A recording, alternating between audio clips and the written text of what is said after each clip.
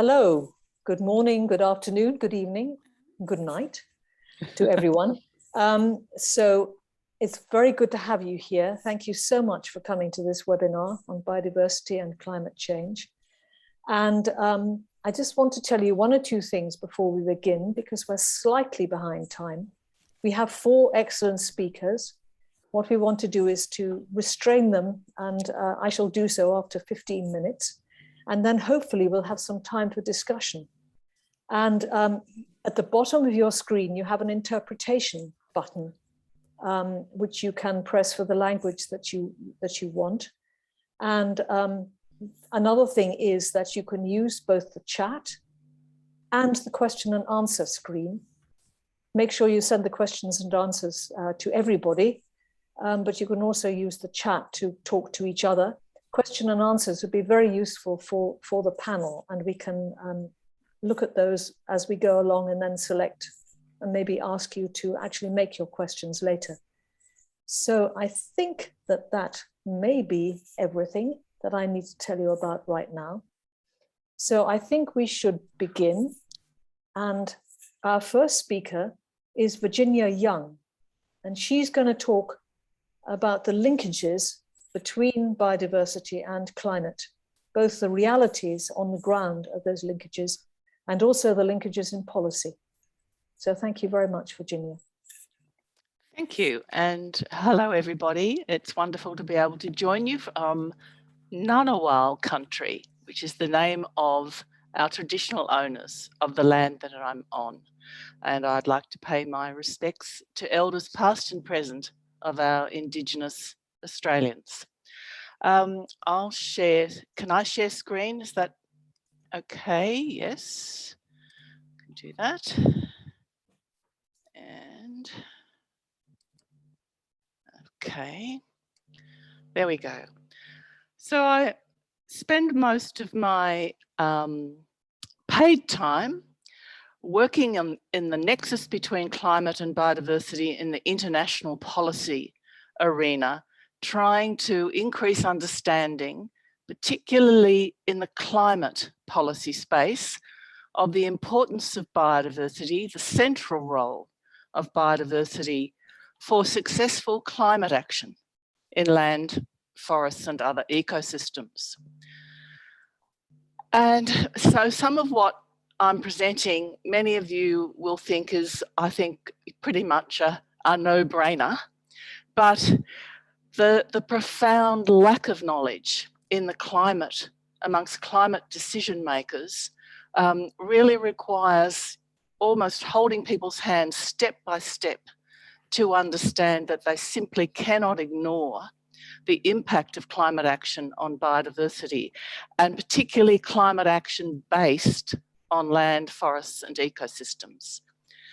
So this won't be a surprise to many on this webinar, that the feedback loops between biodiversity loss, the decline of ecosystem integrity, an increase in greenhouse gas emissions and damage to ecosystem services amplify the climate and biodiversity crisis. Each crisis amplifies the other, and has also resulted in the world we're witnessing at the moment, with increasing risks of zoonotic diseases and all sorts of other impacts for people when we all depend on biodiversity for our livelihoods and our very lives. The key challenge for climate policy makers is to understand the functional role of biodiversity.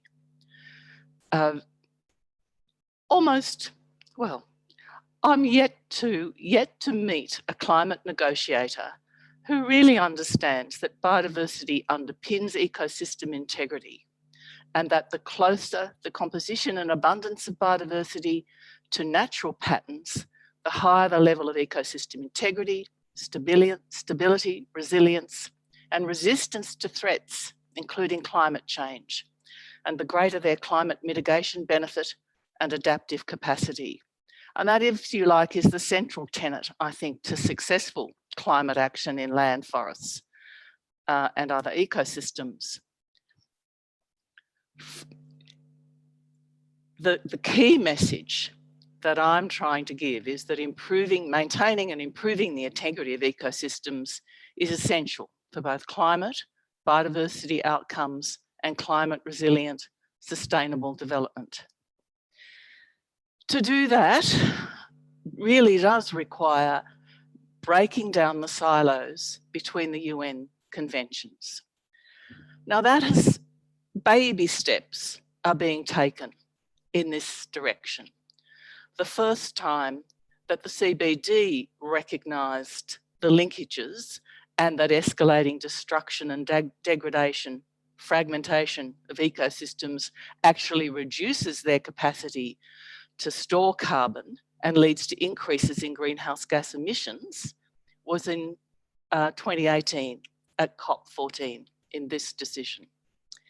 That was a first, but it didn't result in any more concrete action to build on that decision. Similarly, in 2018, the review of SDG 15 for the very first time thought about it not being the need to change the indicators in SDG 15 to not just being about the extent of ecosystems, but to consider their quality and the role of biodiversity in the functioning of ecosystems, and to develop indicators so that the more meaningful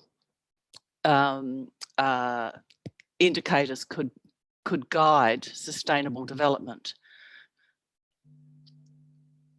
And despite the fact that the Climate Convention itself contains ecosystem provisions in 4.1D, and the Paris Agreement, it has preambular language exhorting people to protect biodiversity and ensure ecosystem integrity, there have been no concrete action to operationalise those provisions until COP25, where one small paragraph in one decision on ambition actually recognised the need to address biodiversity loss and climate change in an integrated manner. One of the key tests for COP26 will be whether para 15 of 1CP25 is actually built upon. It seems, some of you have been involved with the IPBES far longer than I have, but it is every time I've witnessed a joint meeting of IPBES and the IPCC has been at subster meetings of the UNFCCC, where the subster proceeds to give advice to the IPBES on what IPBES needs to do and what the CBD needs to do to deliver on climate change. They never pause to think about what the impacts of climate action fostered and allowed under the climate rules in land and forests actually mean for biodiversity. So this first ever joint workshop of IPBES and the IPC was really quite remarkable in that it brought people together to think about how the two crises amplify each other, and remarkably recognised that you can't achieve success on either the biodiversity crisis or the climate crisis unless you solve both crises together. They also went on to talk about the kinds of actions that deliver at scale for both biodiversity and climate. And the key nexus point really is carbon and species-rich ecosystems on land and in the oceans. They also recognise that it's far more important to protect first or prevent degradation first, followed by restoration. Neither of those things have yet been recognised in any substantial way by the UNFCCC. Instead, we have this very unguided conversation about nature-based solutions, which mean all things to all people in the UNFCCC. But the truth is that current UNFCCC practice and rules actually discourage integrated climate and biodiversity action.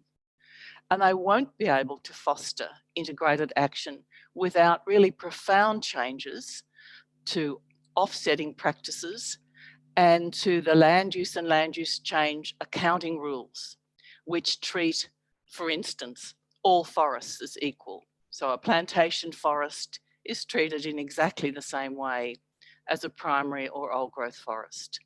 These kinds of rules, and some of them are definitional, some of them are rules, some of them simply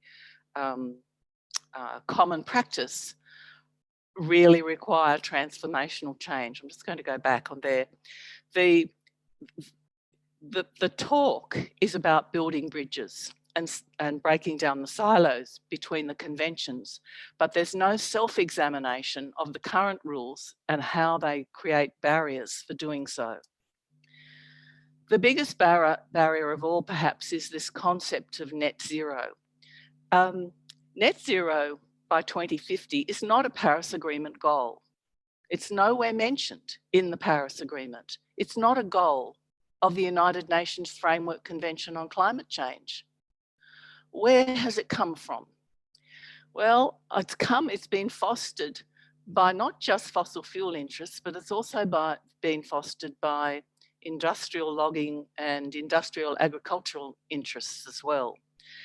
And it's crunch time, I think, for the effectiveness of the Paris Agreement if they continue to foster offsets and don't set bounds around them. We simply cannot limit warming to 1.5 degrees without deep emission cuts in all sectors, and we've really run out of space in the atmosphere for any form of offsetting. There's an emerging and strengthening conversation about the need to set separate targets between fossil fuels reduction and reduction of emissions in land, forests and other ecosystems, and not treat those two sectors as fungible, which is where a lot of the really profound problems in integrating climate and biodiversity come about. There's no practical differentiation in the UNFCCC for understanding that the way in which carbon is sequestered, stored and cycled in different pools and forests and other ecosystems is quite different to the dig it out of the ground and burn it and put it straight into the atmosphere of geocarbon, where annual fluxes are important. But in ecosystems, fluxes need to be supplemented with information on the integrity of carbon stocks.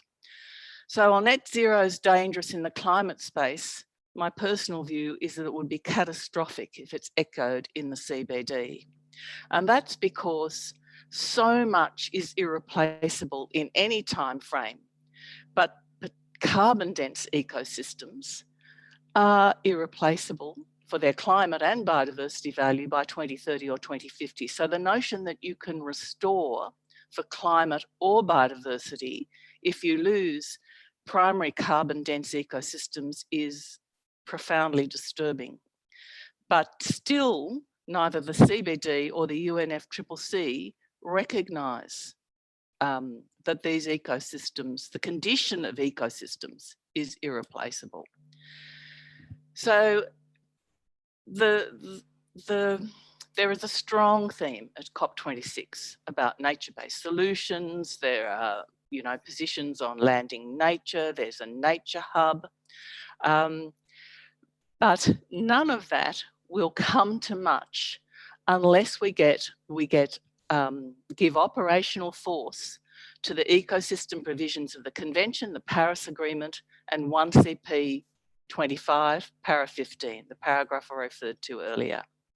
So I think I've circulated through this group the briefing note prepared by the Can Ecosystems Group, but a lot of work is going into laying the groundwork, at least, for changing accounting and other rules to foster integrated climate and biodiversity action.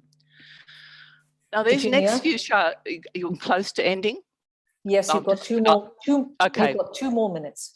Okay, I'll just flick through some of this really illustrates the linkages between ecosystem degradation and climate change. This is the images that follow are from the 2019-20 fires in Australia, which were extraordinarily catastrophic.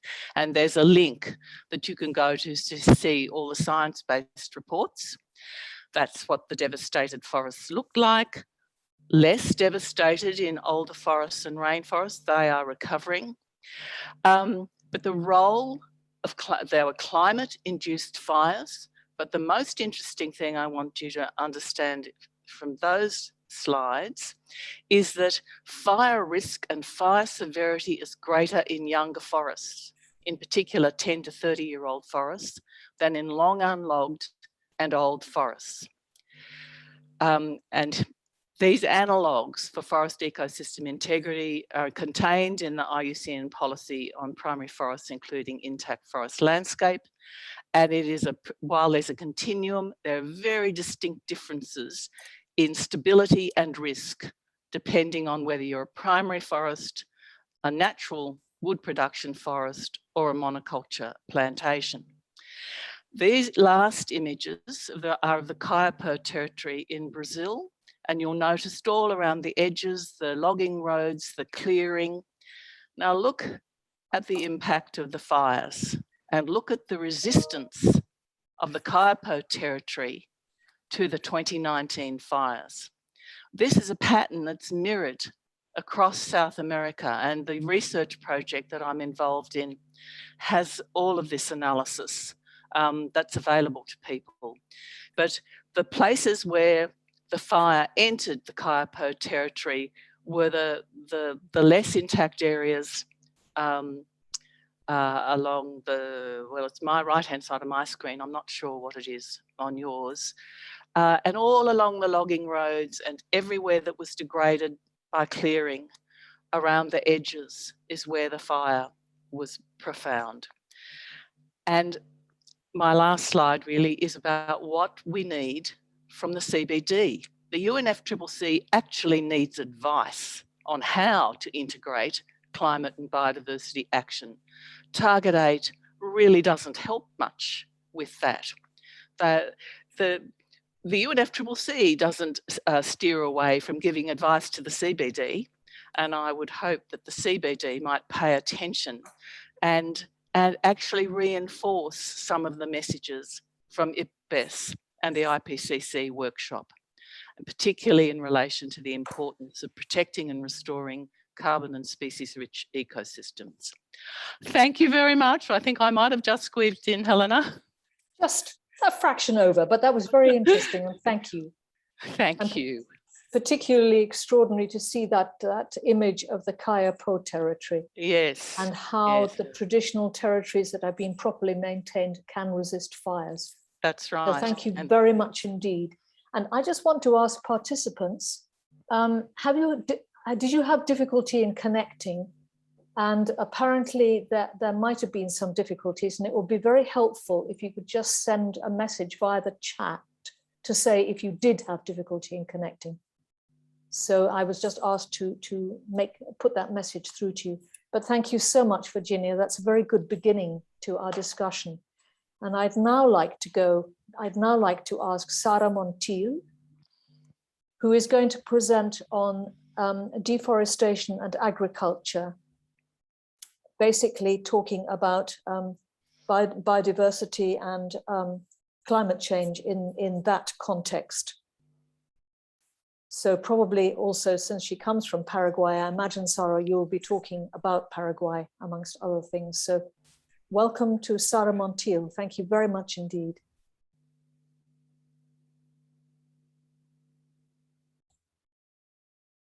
Buenos días, ¿me escuchan? Yes, we can hear you. Qué suerte.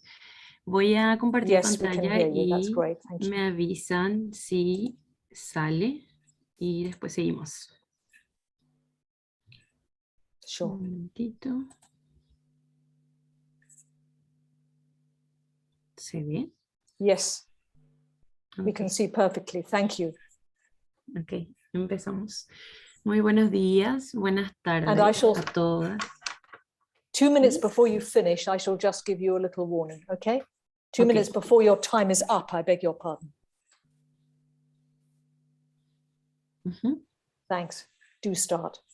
Ok. Muy buenas tardes a todas y a todos. Yo voy a estar hablando un poquitito sobre deforestación y agricultura industrial como causas de la crisis de biodiversidad y cambio climático. Hablar un poquitito sobre ecosistemas, bosques y cambio climático. Los ecosistemas en general tienen un papel muy importante en la regulación del clima y a su vez modelan la composición de los ecosistemas, y la distribución actual de ecosistemas a nivel global es el resultado de miles de años de interacción entre los factores climáticos y bióticos. Y a su vez, los bosques son ecosistemas que son sumamente diversos, que generan condiciones de vida para un gran número de especies, incluyendo fauna, flora, microorganismos y nosotros mismos. Y formamos todos parte de la diversidad biológica del planeta. Cada uno de los componentes del ecosistema boscoso interactúa generando algo llamado servicios ecosistémicos que cumplen funciones importantes, ya sean ambientales, económicos, sociales, culturales. Y es así como los bosques se constituyen productores de oxígeno y sumideros de carbono. Se estima que los bosques almacenan más de 650 mil millones de toneladas de carbono. Desde un punto biológico, los bosques son ecosistemas diversos porque albergan el 80% de las especies, y desde una perspectiva humana, los bosques son fuente de alimento, de refugio, de medicina, de trabajo, de seguridad, donde alrededor de 1.600 millones de personas dependen de los bosques para poder vivir. Los bosques forman parte de la religión, de la cultura, de las tradiciones de muchas comunidades indígenas. En síntesis, cumplen una función de depósito de diversidad biológica, de conservación de suelos, de regulación de ciclo de agua, protección de recursos hídricos y regulación del clima. Los bosques también son piezas claves en los procesos climáticos porque ayudan a mantener el equilibrio en niveles de oxígeno, de dióxido de carbono, etc. Y hablando un poco de agricultura y cambio climático. En el ámbito rural, la pobreza es significativamente mayor en los países que dependemos de la agricultura y se encuentran en regiones que están normalmente vulnerables frente a fenómenos meteorológicos como son las tormentas, las sequías, las heladas. En Paraguay, casi todas las emisiones de efecto invernadero, que son las que ocasionan el cambio climático por medio de las actividades antrópicas, son del sector de la agricultura y la ganadería extensiva, que llevan a cabo cambios de uso en el suelo, donde se deforesta precisamente para la agricultura y para la ganadería. El porcentaje de emisiones de gases de efecto invernadero en Paraguay, solamente en el sector agrícola, en el 2009 fue de 34,5%. En el 2014 fue de 32,4%, y en el año 2015 tuvo un aumento al 52,4% de emisiones. Y en el sector de uso de la tierra, cambio de uso de la tierra y silvicultura, en el total de emisiones nacionales hay un promedio del 60,1% aproximadamente en el periodo del 90 al 2013. Y en el periodo del 2014 al 2015, ese porcentaje baja a un promedio del aproximadamente 31%. Y eso debido a una supuesta disminución en la superficie deforestada en ese periodo, probablemente porque ya está todo deforestado. Entonces, en esos 2 últimos años, el sector de cambio de uso de suelo y silvicultura representa el segundo emisor más importante de gases de efecto invernadero del país, que contribuye al 30,7% del total de emisiones en el año 2015.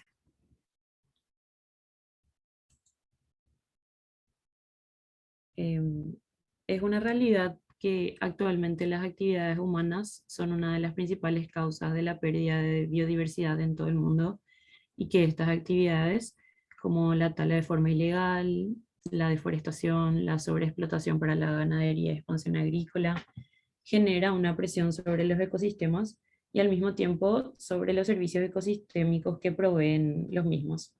También ayudan al deterioro de hábitat y al aumento de pérdida de diversidad biológica.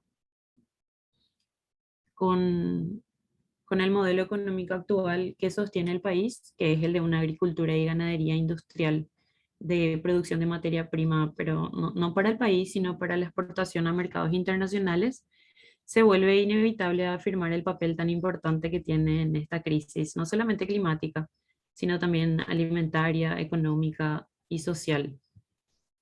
Pero es importante también entender que todas y todos dependemos directamente del buen funcionamiento de los ecosistemas, porque nosotros obtenemos servicios prioritarios como son los alimentos y el suministro de agua limpia.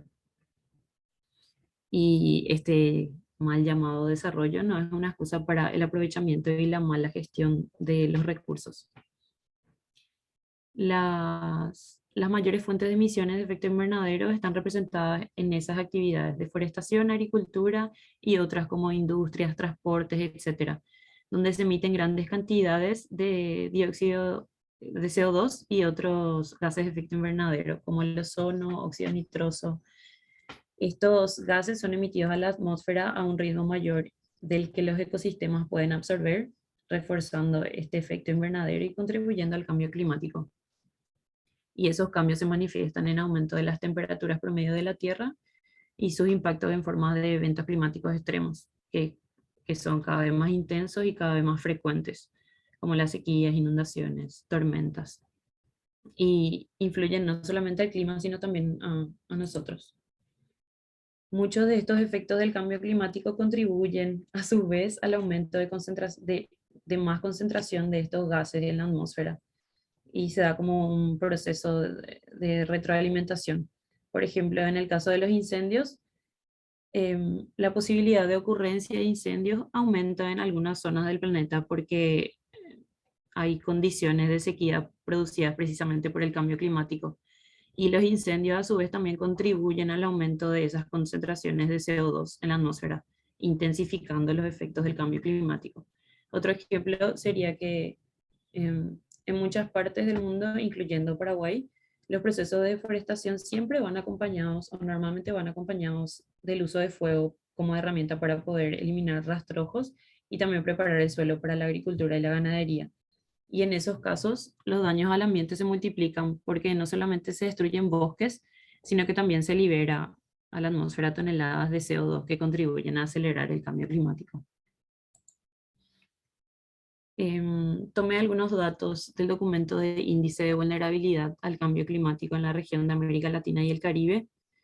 Y en cuestión de exposición al cambio climático, Paraguay tiene un alto nivel en el índice de exposición y tiene características de alto riesgo, con sequías, inundaciones y tormentas severas como factores claves de riesgo, junto con algunos de los mayores incrementos de temperatura proyectados para la región de América Latina y el Caribe. Con respecto a riesgo de vulnerabilidad al cambio climático, los países mesoamericanos que son dependientes de la agricultura y los países con bajo nivel socioeconómico son los que presentan los riesgos de vulnerabilidad más extremos. Haití, por ejemplo, está evaluado como el que tiene la mayor vulnerabilidad al cambio climático en esa región, y es probable que experimente la mayor adversidad de los impactos de los impactos climáticos, y con muy poca capacidad para resistir a esos cambios o a esos eventos extremos. Y en Sudamérica, Paraguay y Bolivia, que son los que tienen el PIB más bajo per cápita dentro de la región, se destacan como las naciones sudamericanas con mayor vulnerabilidad al cambio climático. también teniendo en cuenta que Venezuela, Ecuador y Colombia tienen áreas extensas caracterizadas por altos niveles de vulnerabilidad. Y ya más o menos terminando, me gustaría compartir algunas partes de lo que fue la declaración de la Semana por la Justicia Climática de América Latina y el Caribe, que fue llevada a cabo del 23 al 26 de agosto de este año con el objetivo de poner en evidencia la actual situación catastrófica del clima y la necesidad de políticas y medidas que la detengan. El planeta se incendia, se inunda, se reseca y todos los seres vivos nos enfrentamos a condiciones incompatibles con la vida. Las empresas y sus intereses siguen buscando el lucro a cualquier costo. Profundizan la extracción, el saqueo, el colonialismo, el racismo, la violencia sobre los cuerpos, la sobreexplotación del trabajo y desarrollan soluciones falsas. Eso que llaman agricultura inteligente no va a salvarnos del hambre. Lo que hacen es envenenar nuestros suelos y aguas, deforestar nuestros bosques, despojar a las comunidades rurales de sus territorios, empobrecer y enfermar. La agenda por la justicia climática debe estar orientada hacia un cambio del actual sistema que despoja a los pueblos y vulnera derechos humanos. Debe priorizar la defensa de los bosques, del agua, de los alimentos sanos. Y eso es todo. Muchas gracias. Aguille.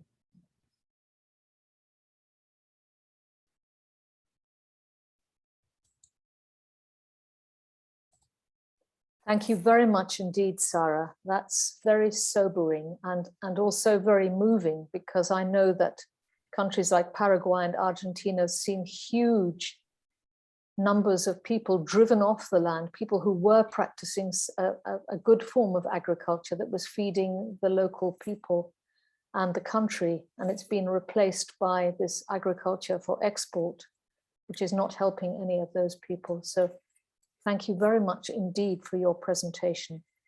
And also, you were well within time. So you have given us a few extra minutes, for which also I want to thank you very much. So please, to anyone who wishes to put a question, please do so in the chat or the question and answer section. And I think that this presentation really shows us where we are and what we have to do and how deep the changes are that we require worldwide. So thanks again, Sara. Now I'd like to call on Nele Marien, who's going to talk about the negative impacts of climate policy on biodiversity.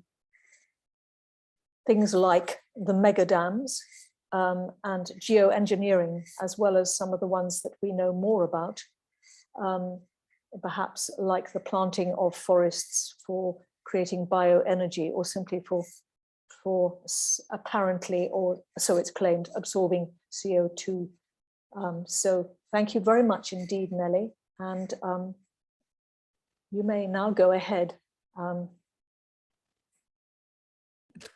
if you can. Yes, and I'll try Great. to share my screen. Excellent, thank you. Okay, and I think it's still somewhere at the end of my presentation. There we go. Let's start at the beginning. So, hello everybody, and thank you very much for having me here. So I'm going to talk about climate measures and policies that disturb biodiversity. I've basically divided my presentation in two, here we are, in two different parts. One is very much related to the elements actually Virginia already talked about. It's this very idea that biodiversity can save the climate, and thereby implied that therefore real climate measures are less needed. In that, I will talk about biodiversity, biomass being used as biodiversity needing to create biomass that then will save the climate, which is very much related to nature-based solutions, the vision that nature positive policies can help us. And also I want to relate to REDD and to climate offsetting. And the other part of the presentation would be about specific climate measures that consider that they don't need to consider biodiversity, sorry for the redundancy. So there I'll talk about geoengineering, biomass again, with specifically a lot of emphasis on BECCS, on hydrodams and on nuclear power. So to start with, the idea that biodiversity can save the climate, there has been a lot of increased attention for the possibility to mitigate climate through nature. Especially quite damaging has been the GRISCOM paper, which was actually set up by almost exclusively by people working in the Nature Conservancy, which claimed that nature could help mitigate up to 37% of climate change emissions by 2030.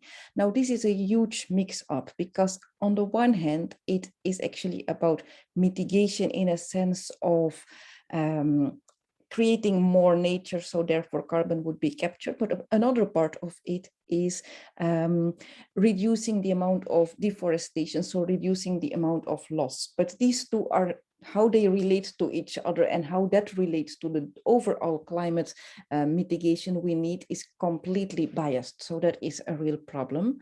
Well, the whole paper is based on a range of critical assumptions, which are actually technically problematic, undesirable, implausible, politically unrealistic. So there's, yeah, it is really very difficult to sustain this claim that 37% of climate change emissions can be reduced by 2030 through nature capturing emissions. Yet the whole idea of nature-based solutions is based on this. Just to give an idea, that the amount of possible reforestation area that would be needed for doing this would be 678 million hectares. Now that is twice the size of India. There is no such land that can be found, much less if we want to do that in a way that would not affect indigenous peoples or just even normal agriculture for feeding people. Also, this does not take into account the hidden costs of turning this land into the plantations, which would need to be there to capture the carbon. So that's roads, machinery, fertilizers, etc. Now, I talked about plantations because it is implicit in this. If we want to capture so much carbon at that scale and so quickly, that the only way in this can be organized would need to be through corporations that actually think to get profits out of this. To just do this through very small scale projects and involving everybody is not possible at this scale. So actually we are saying it's not possible, full stop. Sorry, okay. Now I want you to see this, sorry. Okay, yes, there we go. This very quick graph, which compares the amount of CO2 captured in all plants currently living on Earth and comparing it with all carbon released by since 1850. Now you can see that the amount of carbon released is slightly bigger than the amount of plants currently living. So how can we possibly think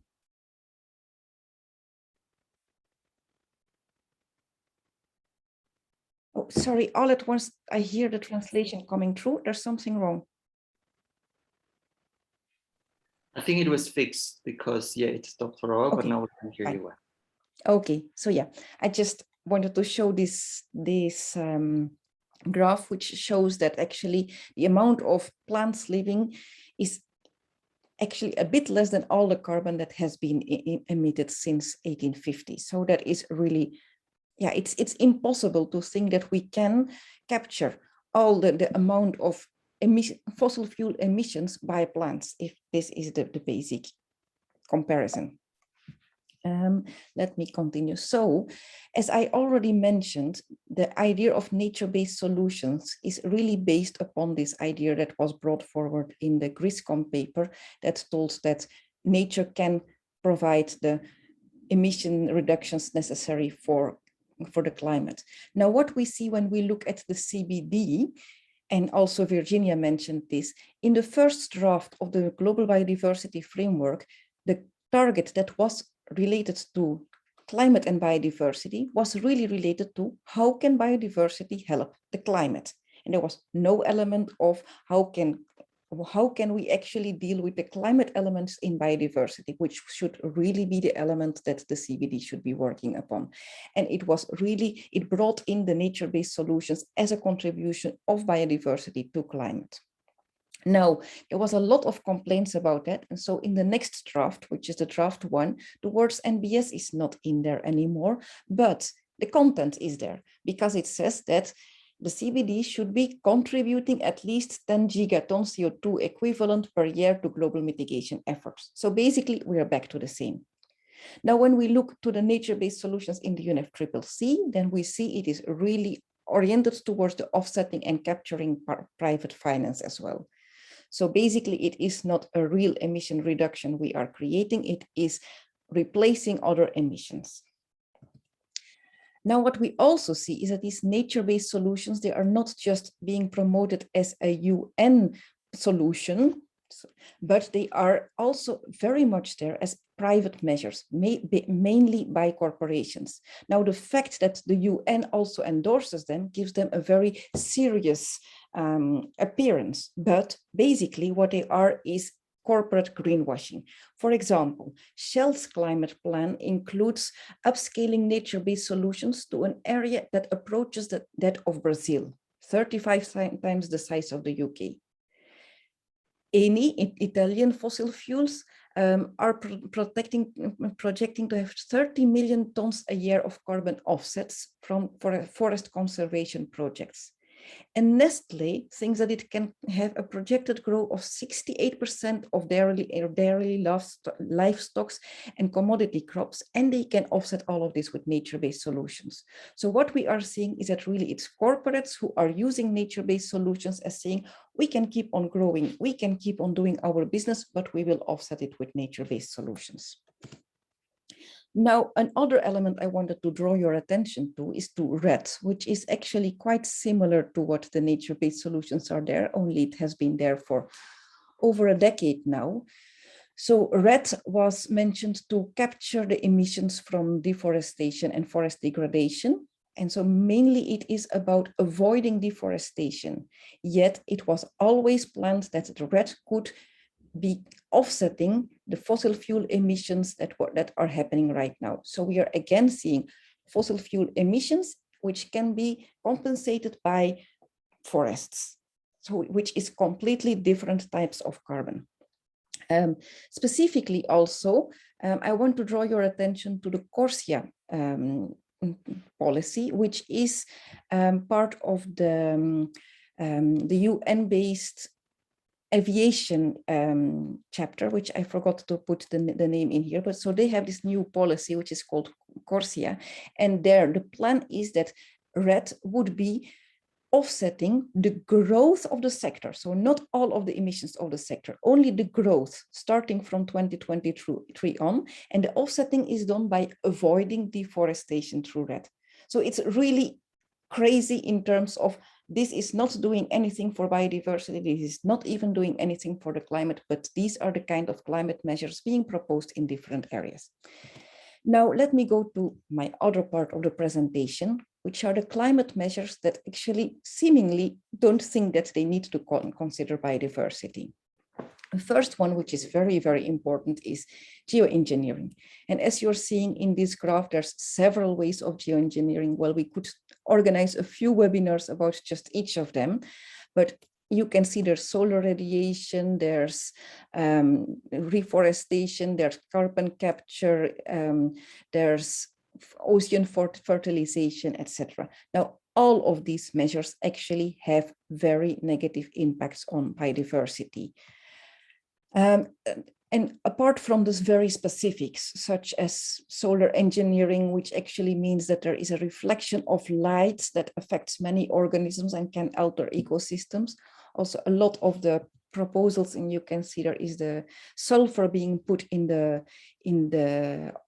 air, which would cause asthma in humans. It would cause acid rain, etc. So this, of course, is also going to affect a lot of the ecosystems and the specific species in ways which cannot be predicted.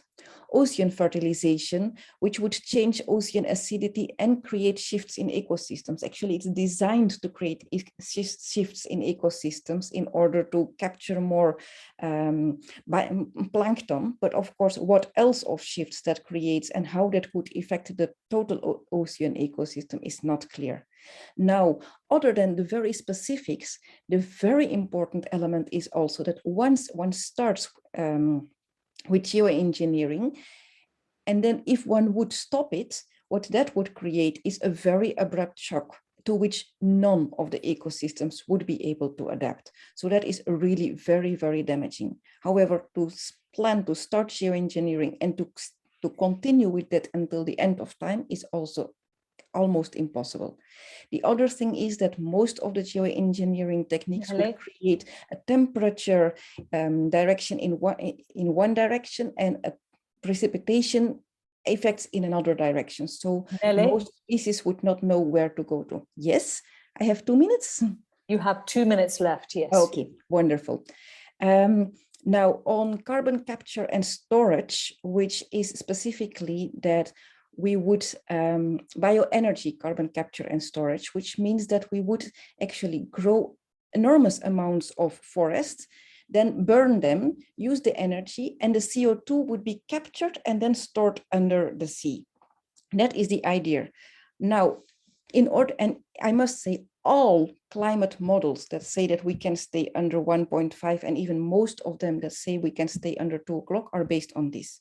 Now, when we look at this in terms of biodiversity specifically, it would mean that we would need so many forests to be, or so much land to be converted to basically monoculture tree plantations, that this would destroy so many ecosystems that it becomes completely impossible. Of course, it would also affect food insecurity, land grabbing, other kind of social impacts, apart from a whole lot of technical aspects, which I'm not going into right now. And let me just very quickly go through the hydro dams, which are supposed to be clean energy. There's a lot of policies that say that hydro dams are clean energy, but they stop free-flowing rivers. They stop a lot of ecosystem functioning. They stop migratory fish, and they block the annual inflow of sediments and nutrients. So, and at the same time, they are not a real climate solution either, because they could cause a lot of methane emissions as well. And lastly, very quickly, I'm not going to read all of this, but nuclear power creates, of course, there's a lot of danger for accidents, which will happen periodically. And the accidents which we have had already have had a lot of impact in local ecosystems. And of course, we have the risk that more nuclear accidents can happen, but also the nuclear waste which is there will always have the high risk of creating damage in ecosystems and in specific species. So I'll leave it there, and thank you very much.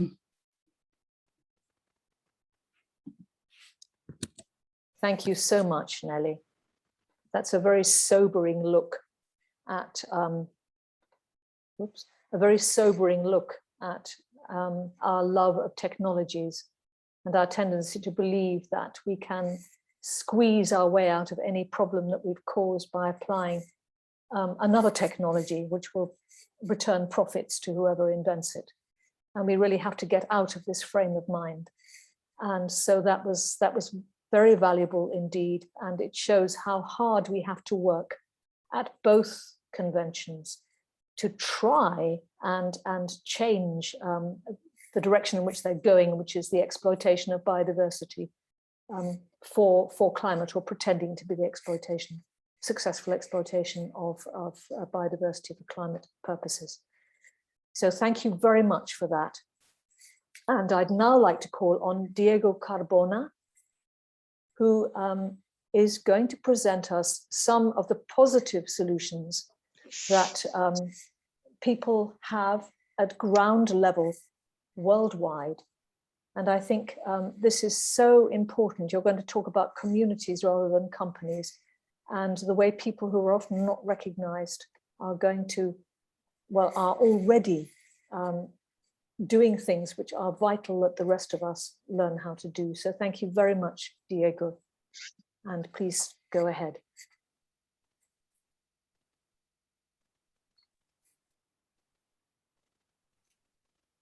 Diego, si me puedes compartir tu pantalla, puedo compartir la presentación. Bien, voy a intentar compartir desde acá. Me dicen si están viendo. Yes, very good, Yes. thank you. Bueno, entonces, buen día para todas y para todos. Muchas gracias. Lo primero entonces que quisiera mencionar es que vamos a hacer referencia como a soluciones o a iniciativas que están en manos de los pueblos, de las comunidades. Vamos a hacer referencia al manejo comunitario de bosques o algunas veces también conocido como TICCA y a la agroecología. Cómo estas contribuyen o cómo estas son una alternativa real. Vamos a hacer referencia a que son soluciones reales frente a varias crisis. La crisis ambiental, que es una crisis más amplia, a la crisis climática, a la cual han hecho referencia las panelistas que me antecedieron, y también a la crisis alimentaria. Bueno, vamos a empezar a hablar del manejo comunitario de bosques y, como les decía, es equivalente a TICCA, o lo que se conoce como territorios y áreas conservadas por pueblos indígenas y comunidades locales. Entonces, esto no es más que muchas formas en las que pueblos indígenas o comunidades locales alrededor del mundo conocen y controlan sus territorios y el patrimonio natural que en ellos existe. Y entonces implica maneras de convivir, de usarlo, de disfrutarlo y de ayudar a que se mantenga o se proteja. Y ahí resaltamos el uso. Las comunidades, los pueblos saben proteger esos territorios usándolos. Por eso no podemos caer en esa lógica de que las comunidades o los pueblos son una amenaza o que destruyen el territorio. No, precisamente el conocimiento y el uso que hacen del mismo es lo que ha garantizado que por siglos puedan convivir ambos. El manejo comunitario, pues de muchas maneras ayuda a controlar la crisis climática y ambiental, porque entre otras, pues previene y controla la deforestación y la degradación de las selvas, de los bosques, protege y enriquece la biodiversidad, ¿no? Porque implica mantener una gran diversidad de especies de árboles, de plantas. No significa, es todo lo opuesto al modelo de producción basado, por ejemplo, en el monocultivo. Una selva tiene millones de especies en una hectárea, mientras que una hectárea de palma aceitera, por ejemplo, o de eucalipto, solo tiene palma o eucalipto. Pero nos gustaría resaltar que esta iniciativa, el manejo comunitario, no es solamente algo que contribuye al aspecto ecológico o a la dimensión ecológica, sino que también tiene que ver con lo social y lo político. Fortalece los derechos comunitarios, incrementa la autonomía de la mujer, la organización comunitaria, entonces se da en el marco de una justicia social y económica. Cuando hay manejo comunitario de territorios, hay una mejor calidad y salud de los ecosistemas. Eso si uno lo compara, por ejemplo, con otras propuestas como, por ejemplo, las áreas protegidas, los parques nacionales u otras áreas de conservación. Y eso se ha medido en diversos lugares del mundo por diversos investigadores e investigadoras. Por ejemplo, hubo un análisis que comparó 40 áreas protegidas, parques nacionales, con 33 territorios que son manejados comunitariamente en América Latina, en África, en Asia. En todos esos territorios manejados comunitariamente, la deforestación fue mucho más baja, el 0,24%, comparado con esas áreas protegidas que tenían el 1,47%. Entonces, si uno hace un sondeo en todos los lugares donde uno compara, por ejemplo, los territorios de los pueblos indígenas frente a parques nacionales u otras áreas de conservación oficial, va a encontrar esta condición. En Costa Rica, por ejemplo, los territorios indígenas en promedio tienen mayor cobertura de bosque y mejor calidad. O sea, son bosques primarios en relación con otros bosques más degradados o intervenidos que en el resto del país, incluso que en las áreas del sistema de parques nacionales de ese país. Es decir, los territorios de pueblos indígenas tienen más y mejores selvas, menos deforestación que los parques nacionales incluso, aunque es la forma en la cual nos dicen que se pueden proteger, ¿no? Y también nos gustaría resaltar que el manejo comunitario no es algo aislado o que hacen pocas personas. No, por el contrario, es una actividad, es una forma de relacionarse día a día con el territorio, de producir, que realizan millones de personas. Entonces, por eso la pregunta, ¿quiénes la realizan?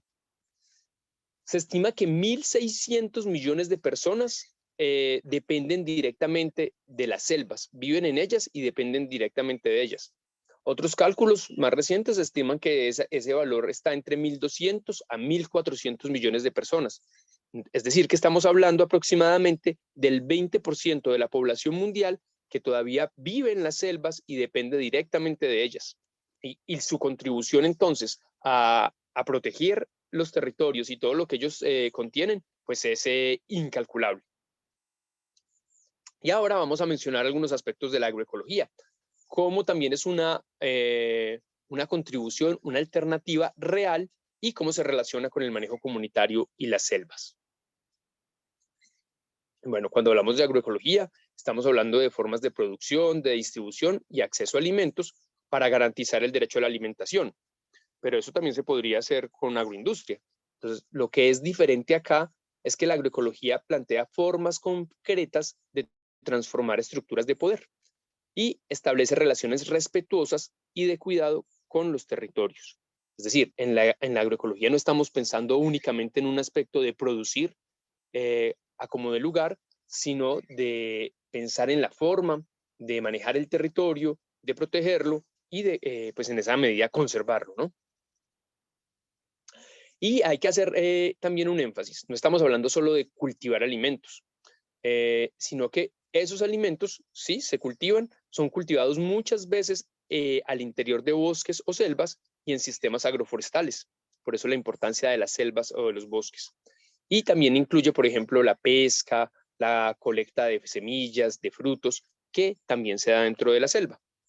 Entonces, es decir, no estamos hablando únicamente de cultivos agroecológicos, sino que también hay otras prácticas como la pesca. Si hablamos, por ejemplo, de la pesca dentro de la selva, podemos mirar que, por ejemplo, en el año 2009, solo en la Amazonía de Brasil, se colectaron muchas más toneladas de peces que, por ejemplo, lo que consumió Italia, toda Italia en ese mismo año. Es decir, en la Amazonía brasilera, los pueblos locales, principalmente, comieron alrededor de 166.000 toneladas de peces, comparado, por ejemplo, con 160.000 toneladas que se comieron en toda Italia. Pero esa producción, entonces, de nuevo, recalcamos, hecha o realizada de una manera sustentable. También, ¿qué otros vínculos existen entonces entre el manejo comunitario y la agroecología? La agricultura sigue siendo la actividad principal de muchas poblaciones rurales o que viven en las selvas. Por ejemplo, en toda la cuenca del Río Negro, dentro de la Amazonía, el 90% de las familias, su actividad principal es la agricultura. Y aquí no es un dato que soltamos nada más, sino que nos parece importante resaltar que ese tipo de agricultura se hace sin perjudicar el territorio o sin destruir la selva. Esa agricultura, por ejemplo, que usa la tala, raza y quema, que es un sistema de cientos de años que conoce muy bien, que utiliza una porción de tierra para producir, para generar agricultura y luego se traslada a otro lugar dejando que la selva nuevamente se regenere. También es muy importante resaltar que muchos de los alimentos que consumimos, incluso nosotros que vivimos en las grandes ciudades, provienen, o en países del norte industrializado, provienen de las selvas. Son alimentos que han sido de alguna manera domesticados y ampliado su variedad genética por poblaciones en la selva. Por ejemplo, la yuca. La yuca junto con el arroz y el maíz es la principal fuente de carbohidratos para más de 600 millones de personas en el planeta.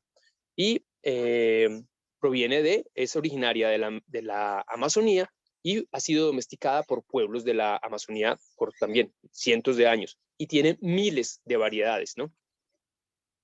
Entonces ahí vemos como muchas especies se domestican en la selva, se crían en la selva, luego las utilizamos y ahora nos alimentan a todos y todas alrededor del planeta. Y ahora quisiera hablar un tanto de las causas de la deforestación, ¿no? Porque nos hablan muchas veces de que la agricultura es causante de la deforestación y entonces nos tienen que proponer esquemas como el de RED, que nos mencionaba ahora Nele, y que por eso con RED o con el pago de servicios ambientales sí vamos a proteger la selva. Y acá queremos hacer una diferenciación. ¿Es diferente la agroindustria a la agricultura familiar o a la agroecología? La agroindustria aparece como una de las primeras causas directas de deforestación, fundamentalmente en los países que tienen una alta biodiversidad. Indonesia, aquí en Colombia, si uno mira países como Paraguay, Brasil, muchos en África, pues es esa agroindustria, es decir, la que establece monocultivos, la que tala la selva para establecer monocultivos, por ejemplo, de palma aceitera, de soya. Entonces, esa sí es una causa directa de deforestación, pero no la agricultura familiar o la agroecología. Esos sistemas agrícolas modernos utilizan pues amplias áreas con monocultivos y introducen una uniformidad genética, es decir, reducen la variabilidad o la biodiversidad y contribuyen con la pérdida de biodiversidad en la medida que utilizan el área que antes era utilizada o estaba con bosques o con agricultura familiar, que como mencionamos, utiliza una diversidad de especies, de variedades, de semillas. Cuando eso desaparece para que se establezca un único monocultivo, pues va desapareciendo la biodiversidad. Por el contrario, en oposición a lo que hace la agroindustria, que también nos promete, ¿no?, que es la que va a alimentar o a solucionar la crisis alimentaria, pues no es así. La agricultura familiar, la agricultura campesina e indígena, la de pequeña escala, sigue produciendo más del 80% de los alimentos que se consumen a nivel mundial. Entonces es mentira que ese sistema de la agroindustria manejado por grandes corporaciones es el que nos va a abastecer de alimentos. Sigue siendo la agroecología y la agricultura familiar. Y esa pequeña agricultura utiliza poca área. Se estima que 470 millones de pequeñas granjas, el 85% de ellas menores de 2 hectáreas, producen más del 50% de la comida en todo el planeta. Entonces, en oposición a la agroindustria, no es la agroecología, la agricultura a pequeña escala la que produce deforestación. Entonces, para concluir, ¿por qué son importantes estas soluciones? Primero, porque mantienen los territorios y su biodiversidad en pie, al tiempo que permanecen las culturas, los conocimientos tradicionales. Son muy diferentes a lo que nos estaba hablando Nele. No incluyen compensación. Es decir, no están diciendo que se va a poder destruir en un lado para comenzar en otro. Eso es muy, muy, muy importante. Siempre que hablamos de compensación, estamos hablando de destrucción. Cuando se propone compensar las emisiones de la aviación, cuando se propone compensar las emisiones de una industria que extrae petróleo o carbón o una mina en cualquier otro lugar del mundo, siempre estamos hablando entonces de que tienen que destruir y por eso compensan en otra parte. La agroecología y el manejo comunitario, no. Siempre estamos hablando en este caso de mantener los territorios sanos, vivos y con los pueblos y comunidades al interior de ellos defendiéndolos. Y pues aquí las selvas y los bosques no son considerados únicamente como carbono, o sea, no están midiendo únicamente el carbón que hay en ellos, sino que deben ser siempre considerados, como lo hacen esos pueblos, rompiendo ese reduccionismo de que solo tienen carbón, sino que también tienen valores culturales, valores espirituales, valores de uso, que son los que hacen que esos pueblos tengan una relación fuerte con ellos, los protejan y los defiendan. Y bueno, también es una manera directa de que el carbón, el petróleo, todo lo que está allí se mantenga en el subsuelo y no se queme, no contribuya a incrementar la crisis climática. Por allí dejo entonces. Muchas gracias, Diego. Una riqueza de ejemplos del trabajo de base que hacen las comunidades en muchas partes del mundo. Y es tan importante, en muchas veces muy invisible. Entonces, muchas gracias por eso. Entonces, después de todo eso, after all that, I'll return to English. After that, there is an opportunity now for a short period of time for people to put questions to the speakers. You may prefer to use the question and answer, sorry, the chat or the question and answer, or if you wish to actually speak, you may raise your hand. So it'd be very interesting to see what questions there are. And I think it might be interesting perhaps to start with, whoops, why did I do that?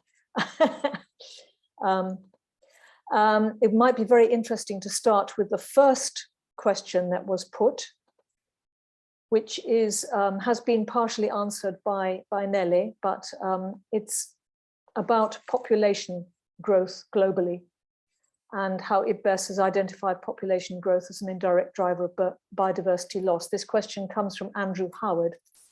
And the IPCC has identified potential high population growth as a key impediment to hitting the target of limiting global warming to 1.5 degrees. So how do we get decision makers to address the population issue? And I would also ask, is this what people think is a priority? So perhaps one or two of the speakers would like to answer that.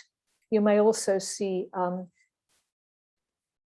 about other questions which people may want to put. So please, as I say, put your hands up or put the questions in the chat. Does anyone have any answers to give to that particular question? Thanks. Sí, Elena, quisiera agregar algo. Muy bien, gracias.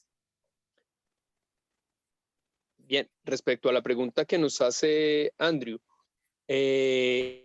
relacionado al crecimiento de la población como una causa de la crisis. Creo que siempre que hablamos de crecimiento, sea cual sea, crecimiento de la población, crecimiento económico, tenemos que distinguir muy bien o hacer un énfasis en la distribución. No es solamente el crecimiento lo que puede ser un problema, es la distribución lo que también tiene que ver, ¿no? Por ejemplo, cuando nos hablan en la economía verde de crecimiento económico, solo con el crecimiento económico vamos a poder salvar el planeta de la destrucción, ¿no? Es una de las premisas de la economía verde, de donde salen red y el pago por servicios ambientales y otras medidas. Pero nunca nos hablan de distribución. Entonces, si el mundo va a seguir creciendo y vamos a tener mayor riqueza, mayor dinero, pero concentrado en pocas manos, no hay lugar a cambiar la crisis. Por el contrario, se va a seguir aumentando. Y cuando hablamos de crecimiento de la población, pasa algo similar. No importa que la población deje de crecer al ritmo que lo está haciendo actualmente. Se pueden reducir las tasas de crecimiento, pero si la distribución va a ser similar, el problema va a continuar. Por ejemplo, en los países industrializados del norte global, se consume hasta el 1000% de recursos más que los que consumimos en el sur. Por ejemplo, en Finlandia consumen 1000% más papel una persona por año que en los países de Sudamérica. Entonces, si en el norte global o en centros industrializados el nivel de consumo se mantiene o incrementa, no importa que se ataque el problema del crecimiento, porque la distribución y el consumo de los bienes comunes, la energía, los materiales, muchos de los recursos, si no se redistribuyen y no se reduce su consumo, pues va a mantener la matriz que genera el conflicto. Muchas gracias.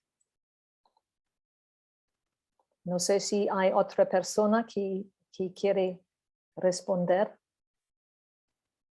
If there's no one else who wants to respond to that question, and I don't see any more hands raised, then I will go to the next question, which is from Sumana Datta.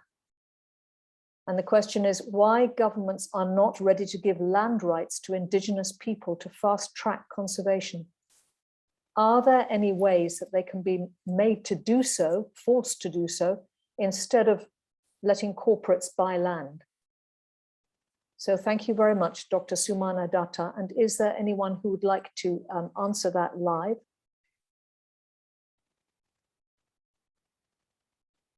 Why are governments not ready to give land rights to indigenous people in order to fast track conservation? Nele, would you like to respond to that? I can try a bit. I think that big part of the problem is really that governments are to quite a big extent co-opted by corporations. And governments are interested in maintaining the high economic growth and are interested in giving power to those who already have power. There's also the resolving the doors between corporate power and government officials, etc. Whereas supporting indigenous peoples basically would be a cost and is not always popular amongst other parts of society. And so it's not easy for governments to do that, but also there's no political will to do that. I think the way how, for example, what we see in Brazil and Bolsonaro actually getting quite popular with the idea like, oh, we should throw indigenous peoples off their land, because how can it be that so few people take so much of the land while actually we could use it for development? That idea is unfortunately very, very popular. And that's part of the popularity of Bolsonaro is built on that. So that is what makes it difficult to change this. But basically, I think a lot of that is corporate capture, which is really a big problem. One more thing to say, though, is that in the CBD, there is now a recognition of the fact that indigenous people's conservation is a way of doing protected areas, and that is something governments could build their policies on. So I think that's quite important that everybody knows that and tries to push as much as possible for that. Thank you very much, Nelly. And I see Virginia would also like to respond. Thank you. It's a very important question, and it's one that I think really part of the answer is the structure of the conventions, and that it is only parties to the conventions that have obligations and can transfer, in the climate case, can transfer benefits between each other. And that's a profound failing, because it really means that even whether it's the Green Climate Fund or even the GEF, some of the multilateral instruments that have been set up will actually have to, deliver through state parties rather than direct to communities, and particularly Indigenous communities. So I think a lot of the structures that we have, and particularly from the convention and the multilateral instruments in particular, simply don't have mechanisms for facilitating direct transfers of money or other benefits to Indigenous and local communities. And it's a profound weakness in the structures that we're trying to use to bring about change. Thank you very much. And I now see a question, and I think that's a really important point that you made about the structure of the conventions. And it may well be one of the reasons why it's so deeply frustrating year after year after year to try and work on these things and not to be able to make real change. Friedrich Wolf, I see, has asked a question of Diego, and I think that Diego is going to answer it live. The question is, why not address population growth in the global north when it has such a huge impact? So Diego, would you like to answer that question?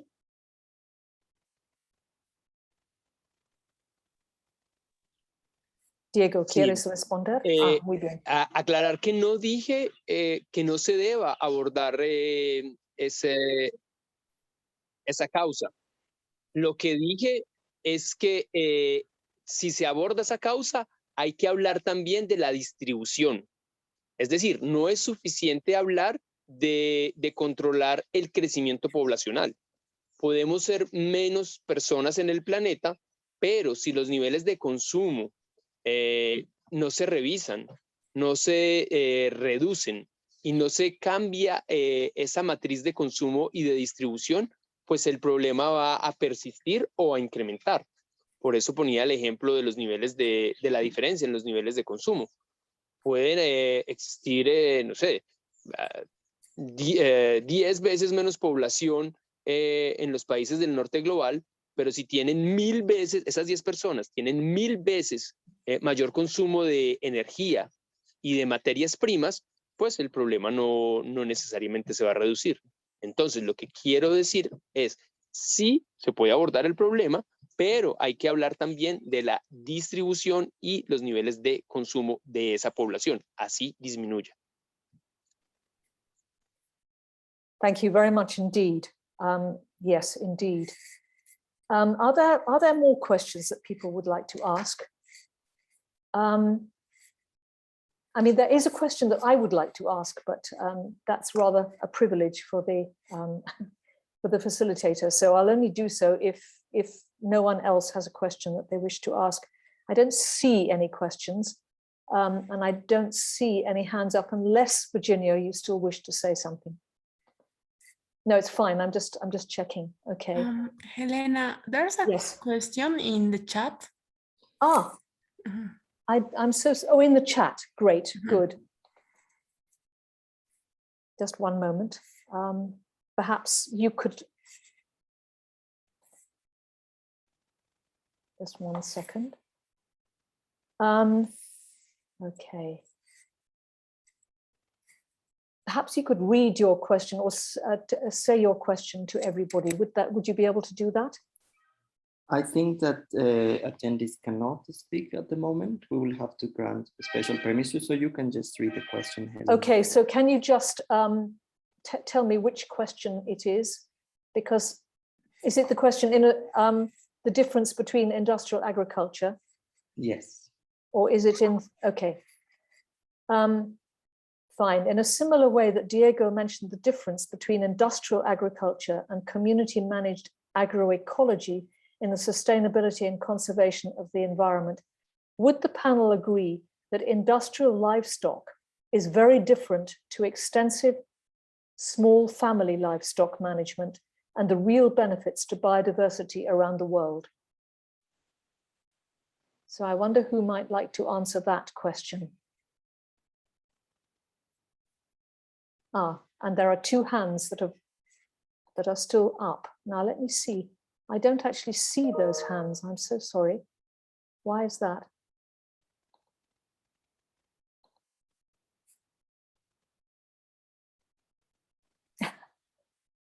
But first, let's see if there's an answer to this question about livestock, industrial livestock and extensive small family livestock.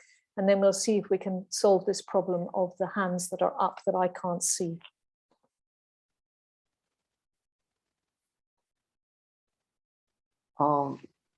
If it helps, Helena, it's I see 3 hands: Frederick, Yemi, and Edmond. And thank you. If they want to speak, we can provide them grant to speak. That's okay, because I think we have some time if you. Yes, we do have some time. It's just as apologies for this. For some reason, I can't see any of those. So I don't know why that is. So perhaps you could give the floor to one of those people, Gadia, because I can't see them. Thank you. Thank you, Helena. So it's I can see Yemi and Edmond. Natalia, could you please grant them speaking capacities? Okay. To Yemi first? Okay. Yeah, I did Edmond, so Edmond maybe. Oh, now I can see Edmond, yes. Okay, hello everyone, how are you? Fine, thank you for coming on good. And ask your question. Thanks for the wonderful presentation. And I think for me, I'm from Sierra Leone. I run an organization, a local NGO that is called Reach Out Salon, wherein we are focused in embracing, transforming coastal communities to embrace reform. And one of the things that we are looking at is to see how we could help indigenous people to accept the concept of transformation.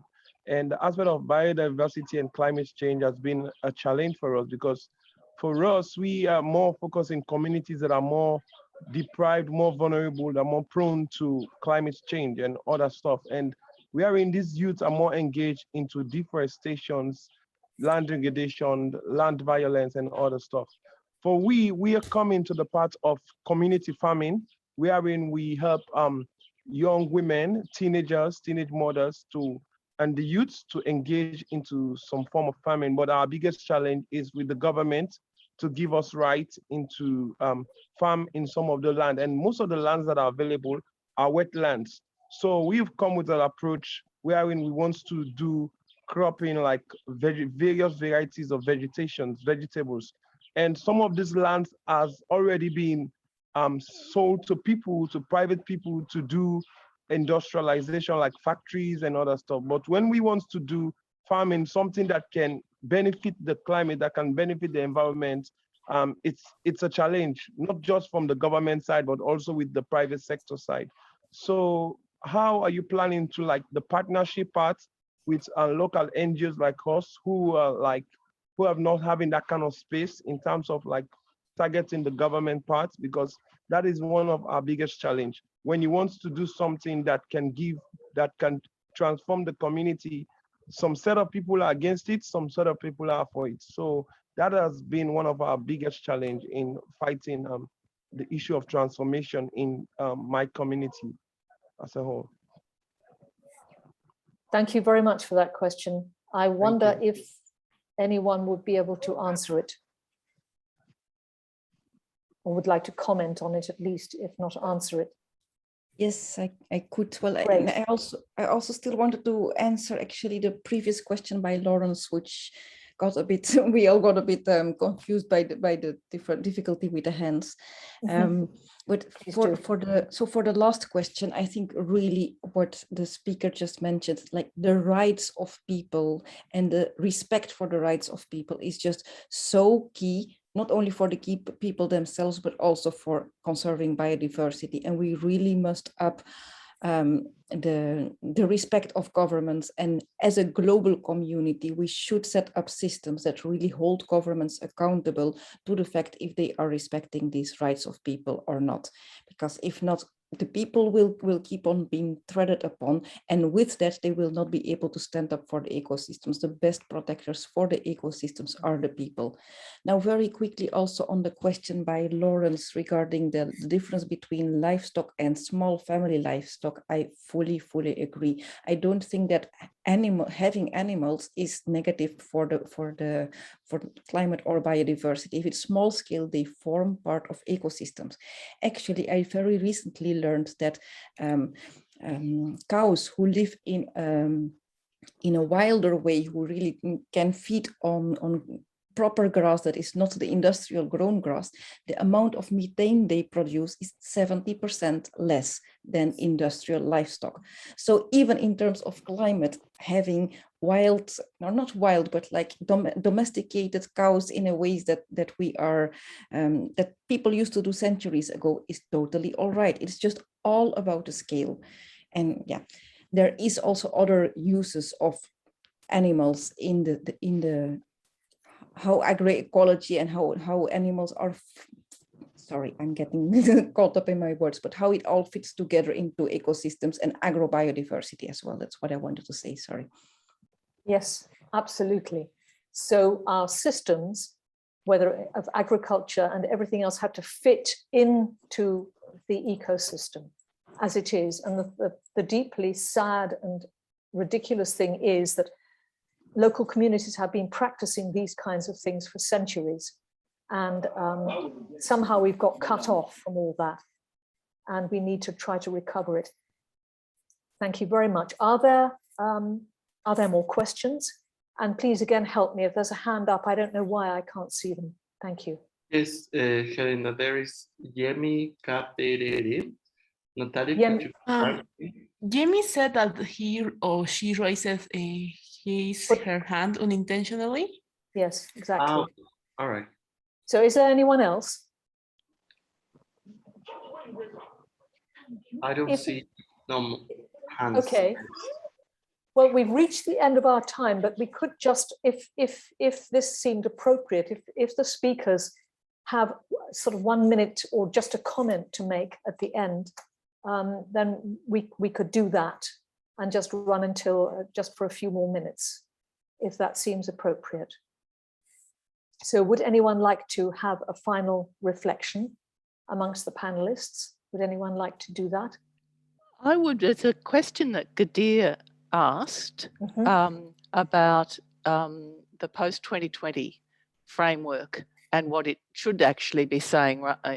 So I've just been reflecting on that, and personally I would like Target 8 to actually prioritise improved conservation management and restoration of carbon and species-rich ecosystems, and ensure that climate action in land, forests and other ecosystems enhances biodiversity protection and ecosystem integrity.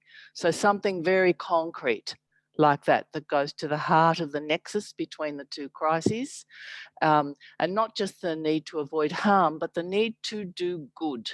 And you could add, really, if you're being thorough, you would add, you know, enhances biodiversity protection, ecosystem integrity, and supports the livelihoods and culture of, you know, Indigenous and local communities. So you would, and, you know, that's, I think it needs something very concrete and very strong from the CBD to actually help to provide the tools that people need in the UNFCCC to try and prevent harm and prioritise the good. Thank you very much, and I really agree with that. And my question is always, how do we make people in the global north aware of what is happening, but perhaps above all, how do we make people, ordinary people, able to actually have some influence over some of these processes? Because when they're reduced to consumers and not citizens, and there's no real right to participate in anything in government or any other decisions, as there is amongst communities in the global south, how can they recover that? That's just an open question that I would have. So I wonder who else would like to have a final word, whether Diego or let me see. Oh yes, sorry, Sara. Diego or Sara, do you have a final point to make? Or Nele, your hand is raised. Yes, I still have a final point, but I'm also quite interested to hear Diego and Sara. But I just wanted to re-stress the importance of global awareness on biodiversity. It's not there for the general population, and probably as a consequence, I don't know, but it's also not there for policymakers. And on the basis of that, there's just so much attention on what we can do on climate, and it all goes down to accounting and to false solutions, etc. And in that, they completely surpass what biodiversity is. And of course, biodiversity is even a lot more complex to understand how it works than climate, and it cannot be measured in the same way as climate, and therefore it's quite often being overlooked. But yeah, the importance of upping the real attention and addressing of biodiversity, I think that is just so key. Both crises hang together, but we can't address one without the other, but we need to improve the attention for the biodiversity part of it.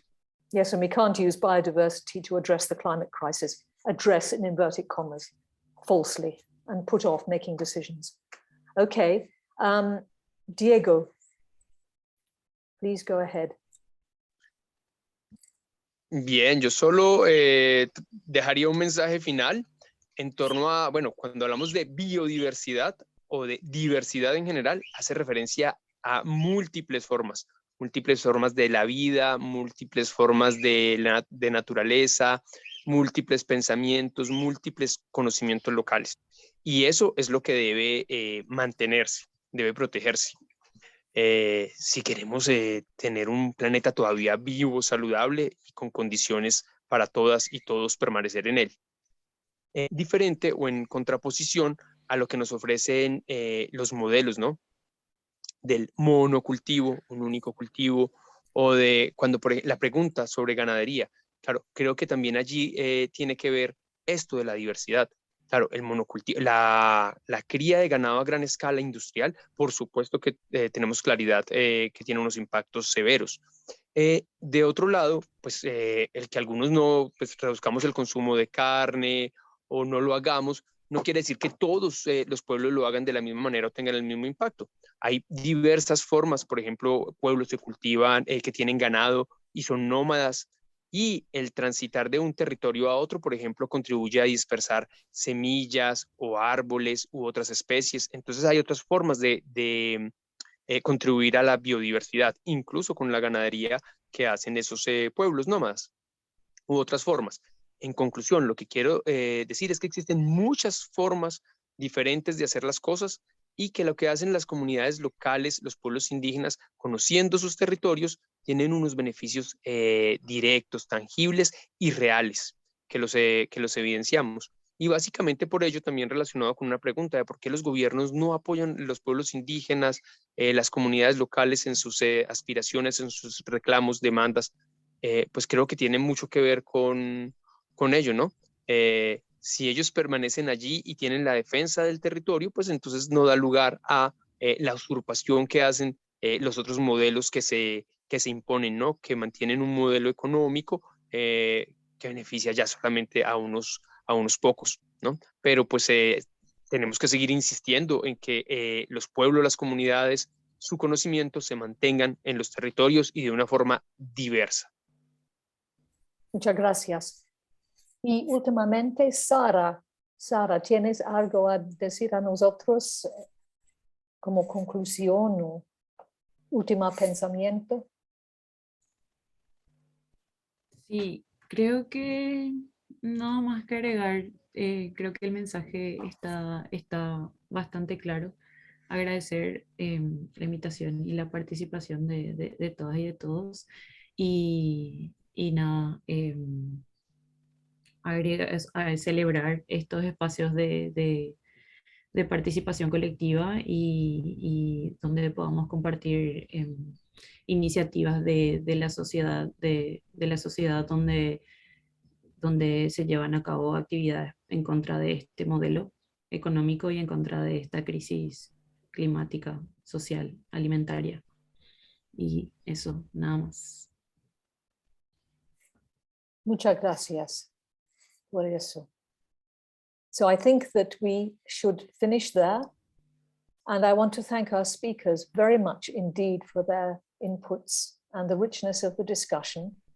And this will be available as, it'll be available as a video that you can watch later.